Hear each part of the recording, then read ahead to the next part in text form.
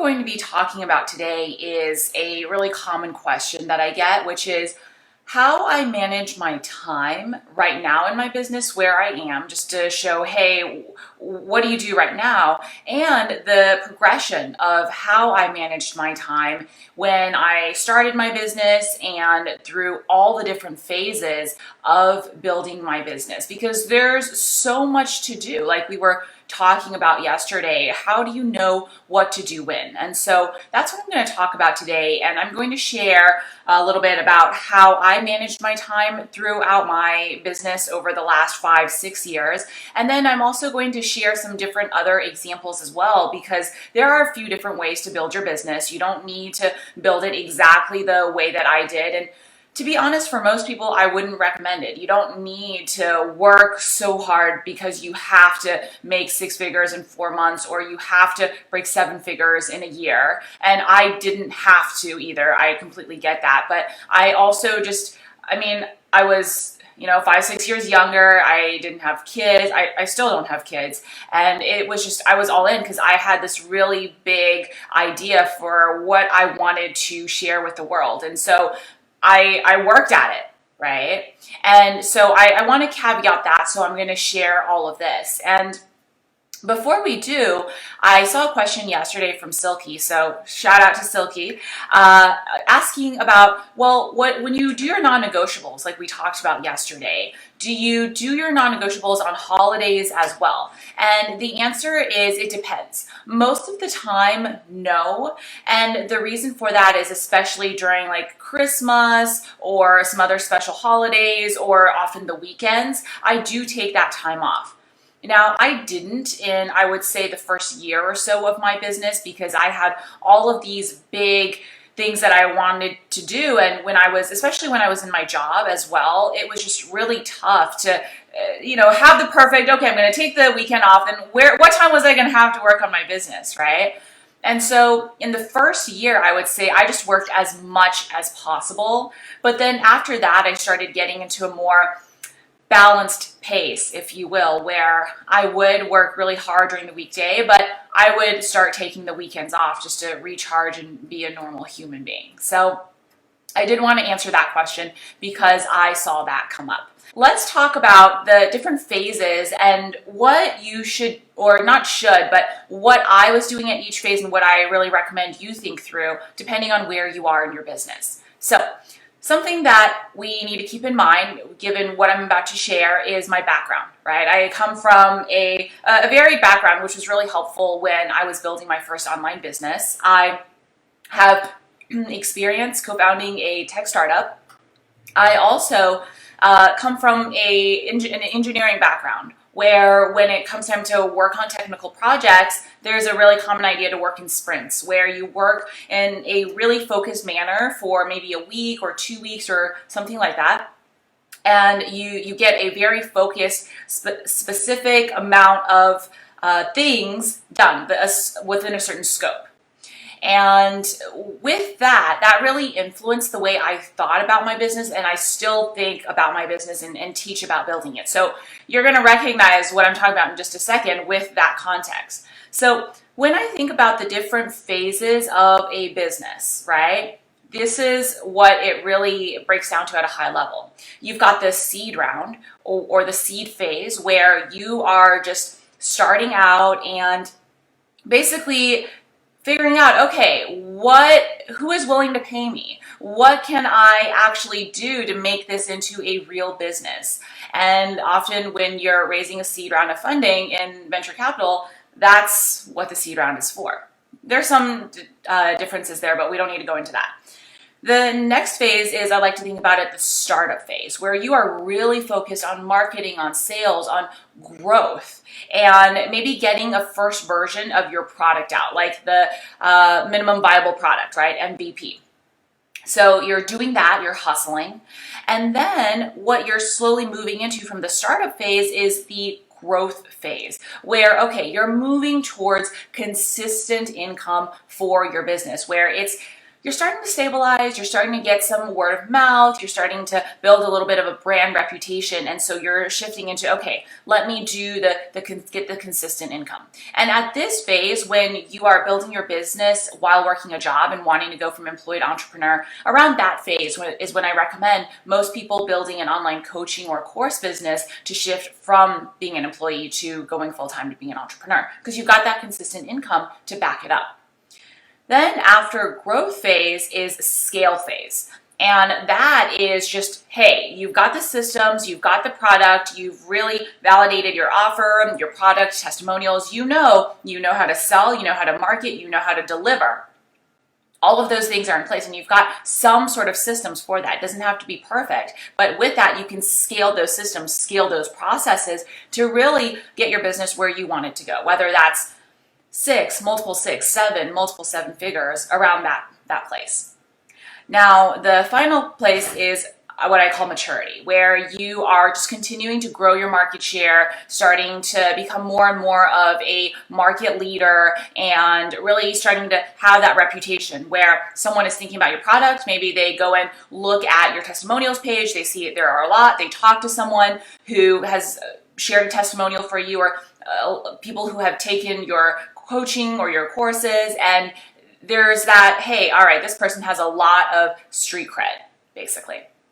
And so with those different phases in mind, what that means is at each different phase, it breaks down into, all right, based on where I am in this phase, and it's key to know what phase you're in, and we're going to talk about that in a second, what are the key activities that I need to be doing?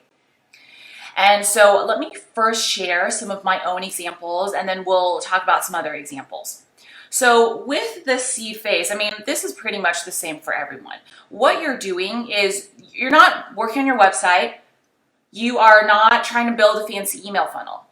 All you are, or the only thing, it's not all, it's a lot. The only thing you are focused on is, hey, is someone willing to pay me for whatever the skill I have, whatever this thing is that I can do? If so, how do I find this person, and at least one person to pay me? Because when you have that financial exchange is when you are in business. And what that looked like for me at the different businesses that I tested and tried, for example, with career coaching, I remember I text messaged one of my, I would say friends/acquaintances who had just in the past about year or 2 years always come to me for questions about her career, because I was ahead of her. She saw what I'd done in my career. She wanted to do something similar. And so she would always come to me for questions. And I texted her and I said, hey, right, we've talked about this a lot, and I know what I'm talking about. So I'm thinking about doing this as a coaching business, and I'd love to work with you first, and I'll do a really special price for you. Do you want to talk about it? And she said, hey, okay, yes, let's talk about it. So we hopped on a quick call. I said, hey, I know what I'm talking about. I'm new to this coaching thing, and so let's just do a super easy price. It was really low. It was just a few $100s just to get started. And this was before I knew anything about what to charge for the online coaching world, the space, like any of that. I just said, all right, let's just make it easy. I want to work with a client, get some testimonials, get some of that experience as a coach. And so she said yes, PayPal, right? And that was my confirmation. Hey, this is a thing. And that's when I started moving from the seed round into the startup phase, where I started thinking, okay, so I got one client. What can I do to get my next client, right? So I did something similar when I was starting my online business doing digital advertising. Seed phase, all I was doing was, okay, where can I go to get one person who would ideally, not ideally, I don't know why I said that, one person who would be an ideal client and who would say, okay, I would love to hire you, let me pay you. That's what you're looking for in your seed round. And that does not require the fancy website, the fancy photos, any of that. And so what that looked like for me was I go where my ideal clients hang out. And I didn't know anyone in my network who wanted to get my help with running their ads, because I didn't know any small business owners, right? I didn't know anybody who would be even remotely interested in running some ads for themselves. And so I realized that my ideal audience was in Facebook groups. And so I went into a Facebook group. I saw this woman asking questions about ads, and they were really basic, fundamental questions that I definitely knew the answer to. So I reached out to her and I said, hey, this is what I do in my job. I'm happy to answer all your questions. I'm not trying to sell you anything. All I ask in return is 15, 20 minutes of your time so that I can get some market research and know if this is actually something that people want. And so she said, okay, great, because that was a great deal for her. And we did that. It was awesome. And then for about 2 weeks afterwards, she just emails me more questions, and I just gave really detailed, lengthy responses because I was like, whoa, someone actually cares about what I have to say about this. It's not just my employer or the people I'm working with in my job.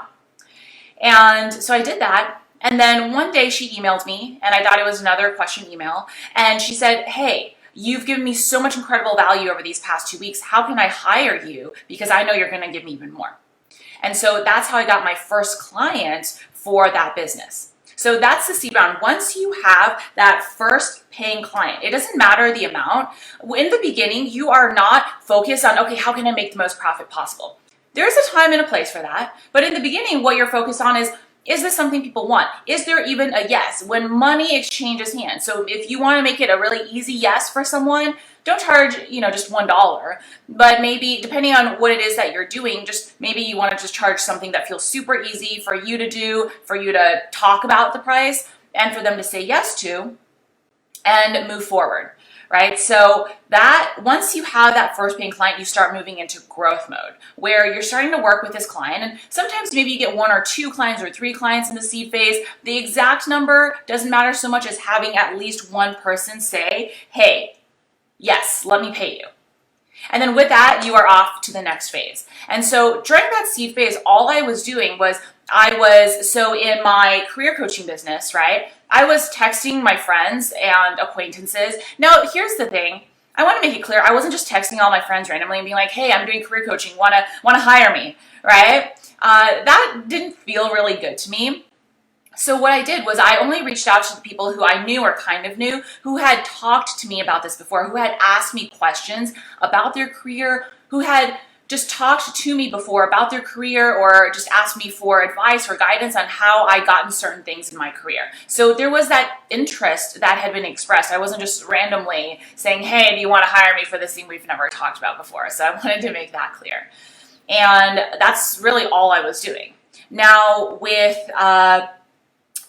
the advertising consulting business, what I was doing was all I was doing at that point was I was going into Facebook groups. I was reading what people had asked about ads. I was answering as many questions as I can. And then if it felt like a fit, then I would say, hey, do you want to hop on a quick market research call? Right? I was also posting requests for market research. And that just looked like, hey guys, basically I'm new to this. I'm not new to doing this, but I'm new to coaching. I'm new to my online business. And so if you want some help with this and you're willing to give me 15, 20 minutes of your time for market research, then I'd love to chat with you.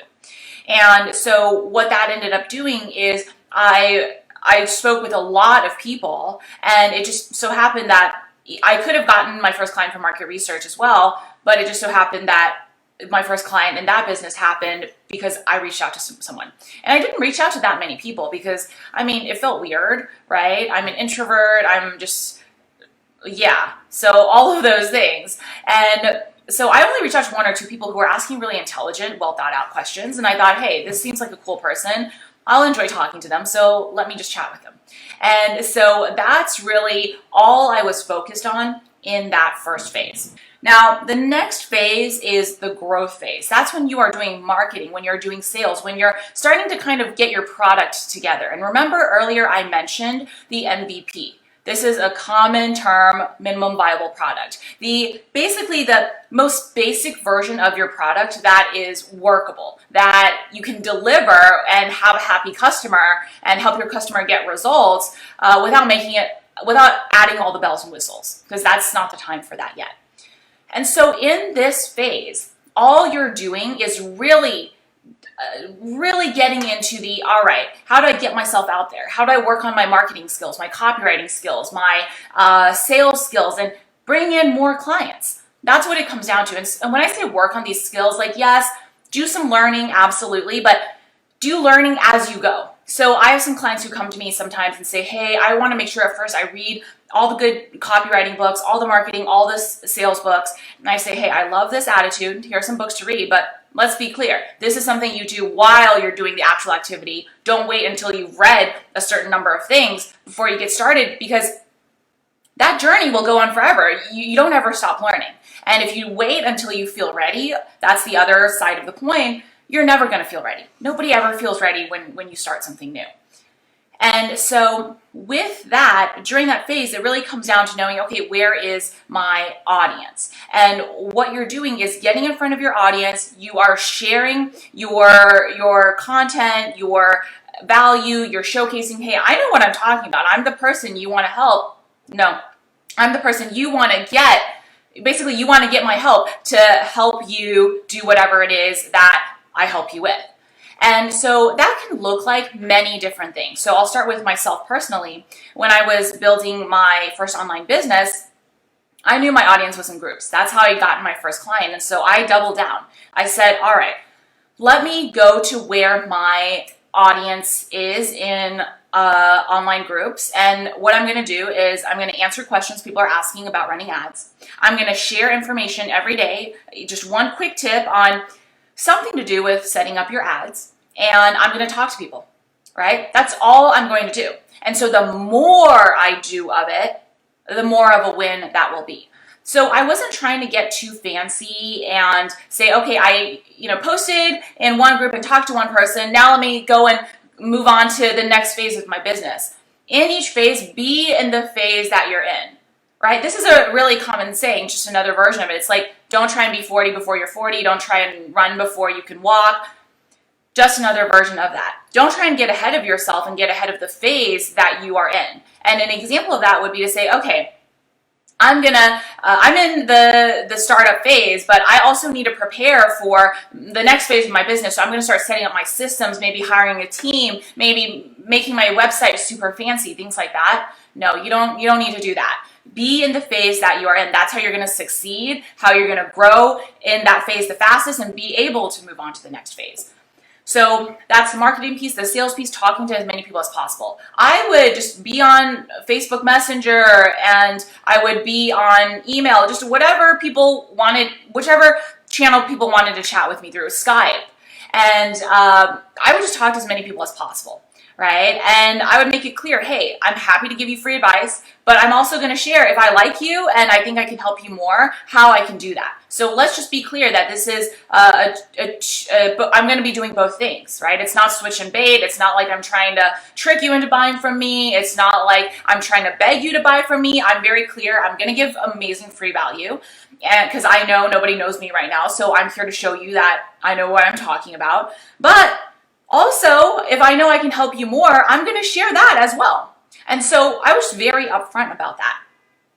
Now, during that time, that's really all I was doing. And those of you who know the story that I've shared many times before know that during that phase, because I hadn't really done any copywriting before, I'd never done any sales calls before, I never really used social media before, I hired coaches to help me with all of those things. Right? I read the books, I hired the coaches, I just invested heavily in myself and in learning those skills. So I hired a sales coach, I hired basically a social media coach, I hired a copywriting coach just to learn all of these skills. Because even though I knew what I knew, there were so many things about running a business that I didn't know. And so you've got to have both sets of skills. And no one starts out knowing the marketing, copywriting, sales stuff that you need to do for yourself.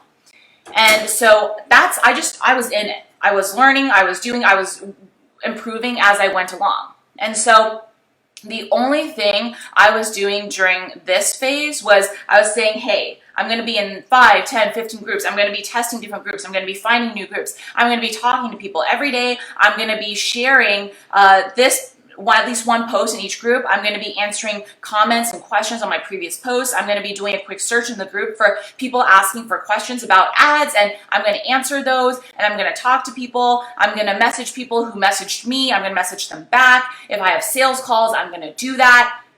And that was really my focus. Now, There is one other thing I did during this phase was I did start setting up a really quick website.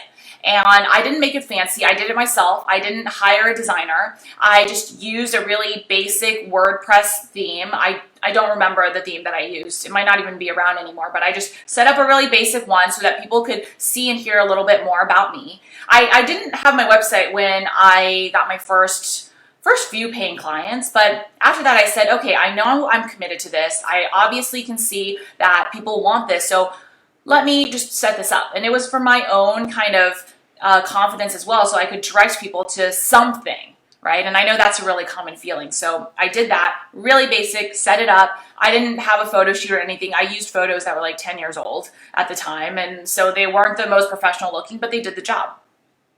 Did that. I didn't take too long on it. I would say, I think I maybe spent like a week or two, and during that time, I wasn't putting a pause on all my other main activities in this phase. That's key.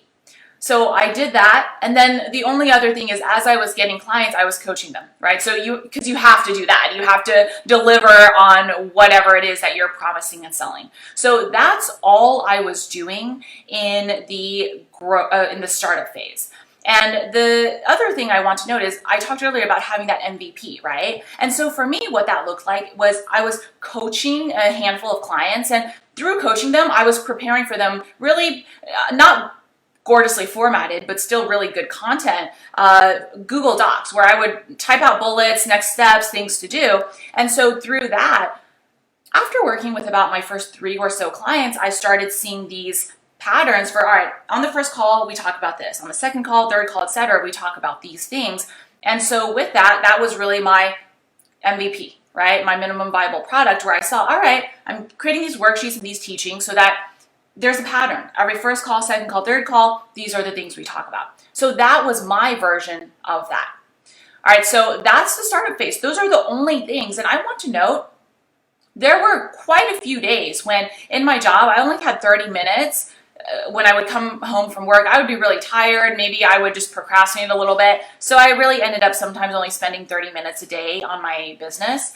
And because I was super focused on just the things I needed to do in this phase, that's how I was able to make the most of those 30 minutes. And to the people that I was connecting with online and in those groups, it looked like, because I was showing up every day.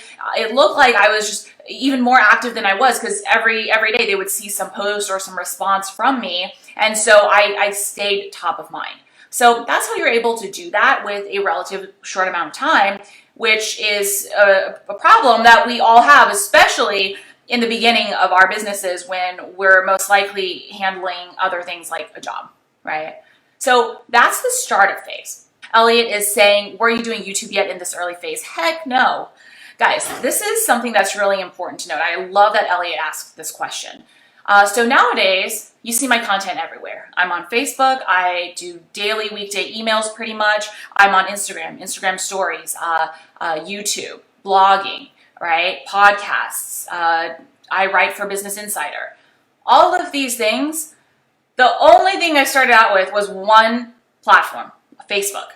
That's all you can handle when you're starting out. Nowadays, I have people to support me in all of these different things, right? And I actually did not start YouTube until about maybe year 3 or 4, maybe I think closer to year 4 in my business. Year 4 years, guys. And that was after I had made millions of dollars in sales. I'd worked with, at that point, quite a few hundred students, just because here's the thing. When you do something, and you want to succeed, you've got to commit to it, right? What does YouTube look like? Or what does the YouTube commitment look like? It looks like you've got to put up weekly videos without a break. Like you don't just be the person who does a few weeks and then gives up. You've got to be in it for the long term.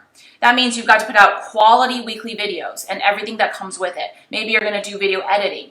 You've got to upload it. You've got to really optimize it a little bit for search results. You've got to put up good thumbnails, end screens, cards on the videos, all of those things. And so with all of that, that's not something that when you're starting out is the easiest thing for you to do. Now, that being said, if you're saying, hey, I'm going to focus on YouTube as my one thing or 1 or 2 things to start out with, that's very different. For me, what I focused on was first organically Facebook groups. After that, I focused on paid traffic acquisition via Facebook ads. Those were my two things, and I'll talk about that in a little bit in the next phases. But those are the things that I focused on. And so I didn't shift into focusing on YouTube until much later in my business. And Instagram, I mean, I think I first started doing Instagram and I did it consistently for a year. I think maybe in year 3 of my business, and I had a social media manager helping me with that, taking the other content I was sharing on other channels and helping me recycle that so that I didn't have to be. So I knew my system worked for how to coach people and what I helped them with. And I said, okay, I'm going to turn this into a small course. And so I turned it into a small course, and it was about a 7-week course at, I believe, don't quote me, I believe it was $300 or $400. And I launched it. Now, this is when I started using some paid traffic, paid Facebook ads, and I had an advantage because this is what I did in my job, right? And so I started using that, and I did one, it's not like I did a whole bunch, one small program launch. And what that did was that immediately doubled the number of clients I had. I went from 10 to 15 to another 10 to 15 in my group program. And even though it was at a lower price point, what that did was it built momentum. The launch helped me really grow my audience, really get people's attention. And when I say get people's attention, I mean a very small group of people. So it's not like I went viral or anything. And what that did was then I just over-delivered the heck out of that program. And it was an incredible success rate. I believe 90-95% of the people got some result that they wanted. And I mean, that's unheard of, right? And that's because I was showing up every day in the group. If I didn't hear from someone, I was tagging them. I was like, hey, I haven't heard from you. How can I help you? And so at the end of it, a third of the people in that group ended up hiring me for my private coaching. So that was a massive upsell. And this puts it into perspective. When you deliver, when you really are starting to, I mean, at every phase in your business, right? Just someone who builds that trust with you is going to really be able to and want to continue working with you. And so to put this into perspective, initially the launch itself brought in about $8,000 in sales. And then because of the people who hired me for one-on-one coaching, that added $20,000 to what that ended up bringing in. That's the power of over-delivering and then having customers continue to want to work with you. And so that really started creating a lot of great momentum in my business as well. So that was my growth phase. And after that, that really created a great set of income for me for the next few months after that launch. And that allowed me to move into my next launch, which ended up being a 6-figure launch, right? So that's the way I kind of built consistent income, by stacking my launches and scaling my launch system, which I made up on the fly on my first launch and then realized, oh, hey, this works. It's really cool. And so I'm going to keep on doing it. So I share this, and the reason I share this and say nowadays I advise most of my clients to do something different, and I've been doing this for years, so it's not like a new thing, and I always share this, is because I hustled my butt off to be able to do that, right? I also took a lot of risk. I invested in ads. I was prepared not to make any sales. And I didn't make any sales until about 3 or 4 days before enrollment closed for my program. So for about the first few days, I was sitting there thinking I've made a big mistake. And so I put myself through that. I must have spoken to about 40 people in then maybe a week or 2 weeks period of time to drive those sales for my first group program. And it was just a lot. I mean, I don't know how I did it looking back, to be honest. And so nowadays, I don't recommend that people do that, because you don't need to be doing that to yourself. And I mean, back then, I also didn't know what I now know about different ways to grow your business. I was kind of like, look, let me try different things and see what works. And so what I recommend now in the growth phase is a little bit different. To shift from your one-on-one coaching into group coaching, where you take everything that you have done with your one-on-one clients and shift into a group coaching model, where then you create some sort of funnel, like a webinar funnel, to drive potential clients through that funnel so that they can learn about you, how they can work with you, and there's a really systematized way to do it. And then if they want to, then they are able to hire you. And so that's what I teach in my Employed Entrepreneur program.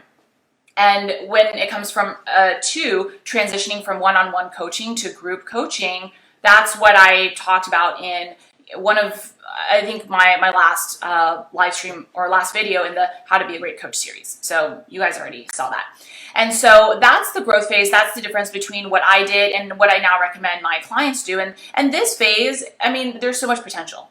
I've had clients in this phase following that webinar system consistently start making $5,000 every month, all the way to $30,000, $40,000 every month, right? It just really depends on you, your industry, how in it you are, how creative you're being, how coachable you're being, how you're really being proactive with doing everything that we talk about.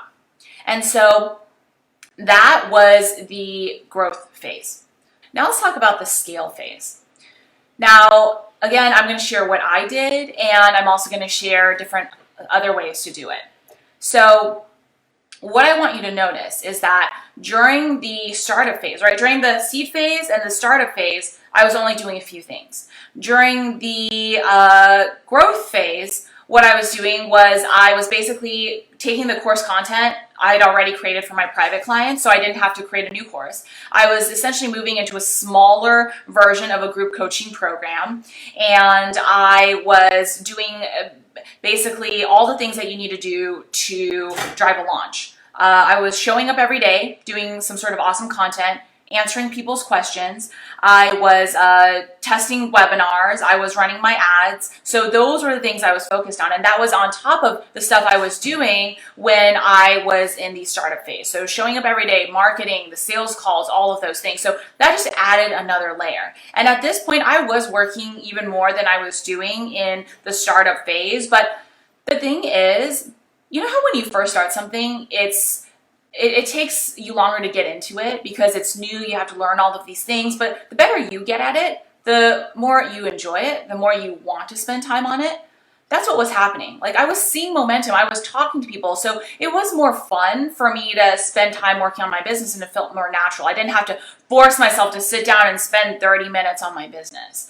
And so with that, I was working more on the weekends. It would just be easier for me to maybe increase that 30 minutes after work to an hour after work. And so if it meant that I slept a little less during that time, so be it, right? You do what you need to do. And so, I mean, that's really key. I'm not saying burn yourself out. Let's make that very clear. But it's not like, you know, I have the solution, or anybody does, where you're able to get everything you want and done in a certain amount of time, and you have the perfect schedule, you only work so much, and then you sleep for 8, 9, 10 hours a night. I need a lot of sleep, so that's why I said 9 or 10. And so what that looks like is there's a balance, right? It's not perfect, like we were talking about yesterday. So I wanted to first emphasize that. So those are the things I was working on. And for that, it wasn't like I was, you know, spending 30 minutes a day working on my webinar or my ads. It was, hey, I've got this time frame, and I decided to do a launch very quickly. I decided to do a launch maybe like 2 weeks before I actually did it. So did not plan it. Like I said, basically put things together on the fly, which I do not recommend nowadays. But back then, this was like 6 years ago. The online world was a very different place. So I did what I had to do.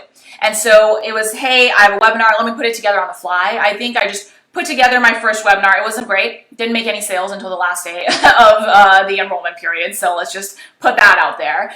Put together my ads, all of those things within about those 2 weeks. And it was, hey, so remember what I was saying at the beginning of this video about working in sprints. That was a sprint, right? So it wasn't like, okay, I'm just going to do this much work on my webinar for this amount of time until it gets done. It was, all right, I'm in the sprint phase. I've got my daily basic activities that I've already established in the seed phase and in my startup phase. All right, now I'm going to add on top of that these other things. And so looking back again, I don't know how I did it, but it's just, we're resourceful human beings, we're resourceful. And it wasn't the best. It wasn't perfect. My slides were just like one sentence and I just talked through it. So there was a lot of ums and ahs and all of that, but it was good enough. All right, so in the scale phase, what you do is you have a few options. You either continue to scale what you've established in the growth phase, or, well, actually, no, that is what you do. There are just different ways to do it. So I'll start with me personally. For me personally, what I did was I took the launch system that I had come up with on my own, just made up as I went and realized, oh, hey, this works. All right, how can I improve it? And it's what I now teach in my Ultimate Course Launch course. And I scaled it, right? So that turned into my next launch, which ended up bringing in 6 figures. And then after that, my next launch, which happened a few months later, which brought in $800,000 in sales. So I basically took the system, I tested it and improved it each time. So in iterations, it wasn't like my very first launch, I said, okay, let me go and try and aim for $800,000, right? And I scaled it very systematically, analytically, all the things that we talk about. You guys know I'm an engineer by training. And so that's what I focused on in my scale phase. Now, the thing is, again, there was a lot of risk, right? I hustled my butt off and I had advantages. Like my advantages at the time, and they still are my advantages, is I knew how to run ads. I also am very analytical, so I knew my numbers cold. I knew if I spend this much, this is what I'm going to make back. I also had a high risk tolerance, right? So I've talked before how I mitigated the risk for each of my launches and how much I had to spend. So I won't go into that here, but I did mitigate the risk. But I knew I was taking on big risks. For my launch that brought in $800,000 in sales, I ended up spending over $80,000 on the launch overall. Again, I mitigated it in ways I've talked about before. It wasn't like I went out there and spent $80,000 up front, but that was a big risk. I could have flopped, and that was, a significant portion of the cash I'd made in my business up to that point. So there was a massive amount of risk that I had to really think through if I'm willing to take this and what's going to happen if I fail, all of those things. And not only that, I hustled my butt off. During my launch, while I was creating my product, I worked every second I could, right? So there's no reason for anyone to have to go that method. If you want to, sure, I'll support you in that, but you don't need to. And so that's what I did. So during scale phase, I was essentially doing all of the things that I had done in startup phase, but more, right? Talking to more people, running more ads, testing more ads, spending more time creating more ads, doing more of my launching, like doing a longer launch, still sharing content every single day. So the same thing, so you guys can see this builds up. And again, I did it in sprints. So I think I started planning my big launch maybe a month before I started doing it, maybe 2. So again, I did not give myself that much time, because if you give yourself too much time in the beginning, now I don't want anyone leaving this video thinking, oh, Louisa said not to plan things. Do not take that away. But if you give yourself too much time to think through things, I found that it gives you time to talk yourself out of it. And so I gave myself what felt like enough time for me to have it be good enough, but not so much that I would just overthink and talk myself out of it. So I did that. And that was all I was doing during that phase. So then again, I worked in sprints. It was, hey, all right, launch is happening. All right, first sprint, get these Facebook ads up by this date. Second sprint, get these webinars done. Third sprint, so on and so forth. So I worked in sprints. It wasn't the perfectly scheduled, okay, this day I work on this. It was messy. Creating something new is messy. The only things that were the non-negotiables that I did every single day were the things that I talked about in the startup phase. Showing up every day, talking to people every day, and supporting my paying clients. That was it. Everything else, it was, all right, what's this week's sprint going to be? So I talked yesterday, remember, about how I theme my weeks and my days around certain goals. I did that from the very beginning of my business. I just had less time to work on my business back then. In the beginning. So I themed it around, okay, what's this sprint going to be? What am I going to do right now? So those were the things that I focused on. Now, with that, right, that was my schedule for the first year, essentially, of my business. And something I really want to emphasize is people come to me and they're like, Louisa, it's awesome that you passed over $1 million in sales in your first year in this business. And absolutely, it's amazing. To be honest, never ever did would I have dreamed of that being possible. And I come from like a really, middle class income type of family. And so, that was more money than I'd ever thought about, really. I thought about it in my wildest dreams, but I hadn't really believed it. That being said, I worked my butt off. And let's make it clear what the price of getting that was, right? I worked my butt off. There were so many close to all-nighters I pulled to update my product over and over and over because it just didn't feel like it was where I wanted it to be. There were so many days where I would spend the day, once I was full-time in my business, talking to people, and then at night I would work on my product or maybe write my email for tomorrow. And I was slower back then at all of these things too, so you have to take that into account. Right? And so I hustled my butt off. Like my husband remembers better than I do. He said, I would come back and come back at different times based on what my schedule was because he had a crazy work schedule. And I would just always see you up. You would always be sitting in front of your computer. He actually shared that with me a few weeks ago, and I'd completely forgotten that. So that was the price I had to pay. And it reminds me of this quote that I cannot remember who said it. I know it was some billionaire. I read about it somewhere. But he said, look, you can have everything you want in life if you're willing to pay the price for it. That was the price I paid. So let's make that very clear. And the reason I share that is because it happened, which is amazing, but it was a lot of work. And sure, right, if you want to do that work, if you want to aim for that, go for it. But if I'd spread that work over 2 or 3 years, would that have killed me? No, probably not. So keep that in mind. And so when I say that, for a lot of my clients, and you can still get real fast results relatively quickly, especially compared to other business models and other types of businesses.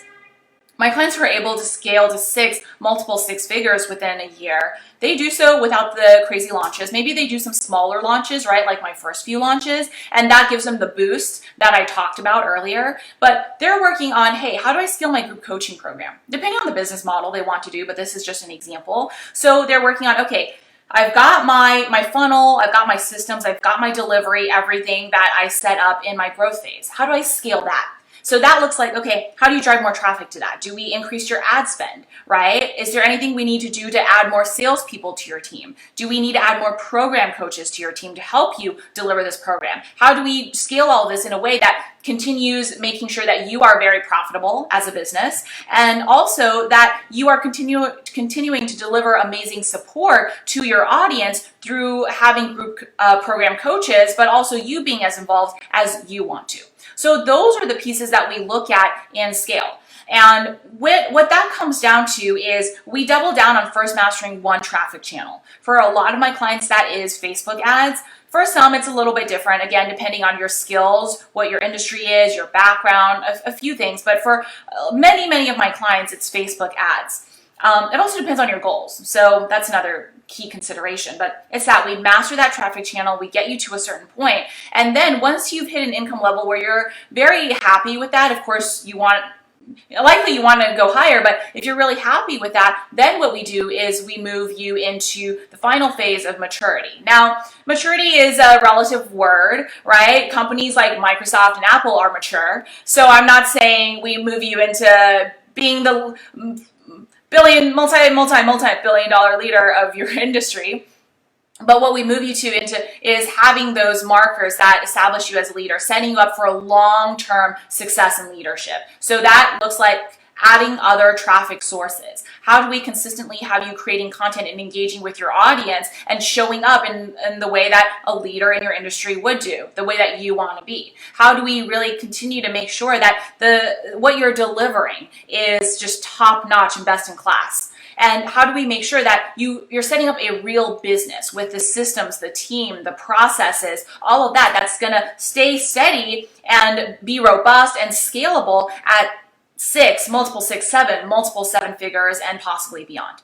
And so those are the different pieces that we work through. During scale, we're maybe starting to hire some team members, and before that, maybe you've hired a virtual admin assistant or a designer or some contractors to help you with certain things. But during scale and maturity is when we really focus on, all right, how do we systematize all of these steps? And so that builds on all of the other things that you add. So those are, in short, the different phases and how to break out, how to manage your time and what to focus on in different phases. You've got your non-negotiables. We talked about how to identify what those are depending on what phase you're in of your business. We talked about how to really do all of these things and when to do all of them depending on what phase you're in, and how to know what phase you're in, and how to know when you're ready to move into the next phase, or when you're in the next phase, what to focus on in each phase, and a little bit about what my schedule looked like. And the last thing I'll end with is, nowadays what my schedule looks like is, it is very different. I've got the team, I've got the systems, and I shared this yesterday with my coaching clients. For about the last 3-4 years, my schedule has been quite nice, right? I'll do launches maybe every year or every other year. And during that time, I will work a standard 40, 50, 60 hour week, whatever is needed, right? That's my sprint. And then the rest of the time, I've got my funnels, I've got my everything set up, my team's taking care of most of the things. So what I would do is I would write a daily email, maybe do a social media post, support my coaching clients, and that would be pretty much it. And so I earned that, though, through the first few years of working and hustling and setting these things up. Now, right now, because of everything that's going on, I am working more, as I've shared with you guys. I mean, I haven't worked like this, been this in it, and for a while, and it's nice, to be honest. I love doing these live streams with you guys, sharing updates on my Instagram, sharing updates in my emails, all of these things. But there are ebbs and flows. Nothing is perfect. You do what you need to do, and it's about, what are your goals, right? Where do you want to go with your business? What kind of impact do you want to have? Where do you want to be in relation to everyone else in your industry? And all of these things, and all of this is something that you customize based on the principles that we just covered for yourself. I know we had a really great in-depth video today, so I'm going to go ahead and wrap it up. If any other questions come up, just let me know. I'll hop back into the comments and address them. Aside from that, guys, as always, thanks for watching. Bye, everyone.